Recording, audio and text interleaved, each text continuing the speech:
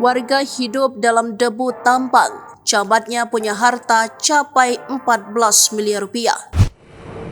Inilah sosok camat Parung Panjang yang viral karena dilempari warga. Terungkap harta kekayaan dan isi garasi rumahnya. Sosok camat Parung Panjang itu diketahui bernama Icang Aliuddin. Icang menjadi perbincangan setelah dilempari massa yang berdemo di kantor Kecamatan Parung Panjang.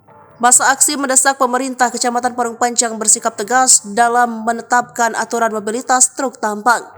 Pasalnya selama ini warga sangat tersiksa dengan mobilitas truk tambang atau transporter. Padahal sesuai dengan Perpop nomor 120 tahun 2021, jadwal truk tambang melintas pukul 10 waktu Indonesia bagian Barat sampai pukul 5 waktu Indonesia bagian Barat, tetapi aturan itu tidak dipatuhi. Walhasil warga Parung Panjang dihantui resiko kecelakaan yang tinggi.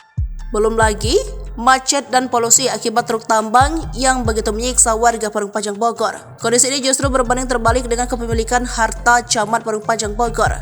Icang Aliuddin tercatat memiliki sejumlah kendaraan mentereng.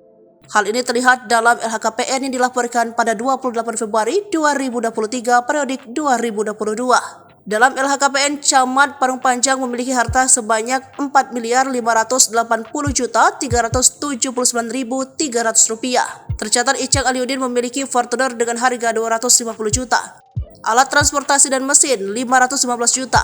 Saat di demo warga, Camat Parung Panjang Icang Aliuddin sempat dilempari menggunakan kertas nasi dan gelas bekas air mineral. Walhasil, Icang pun kemudian kembali masuk ke dalam kantor Kecamatan Parung Panjang dengan dikawal penjaga ketat. Atas tuntutan warga soal tambang, Icang berjanji membuat 3 portal. 1 dari 3 portal berlokasi di Jalan Muhammad Toha, Kabupaten Bogor, tepatnya dekat Puskesmas Parung Panjang. Ada juga di Caringin dan Perbatasan. Portal yang dibuat bersifat buka tutup untuk menekankan jadwal melintas sesuai Perpop yang berlaku. Download Tribun X sekarang, menghadirkan lokal menjadi Indonesia.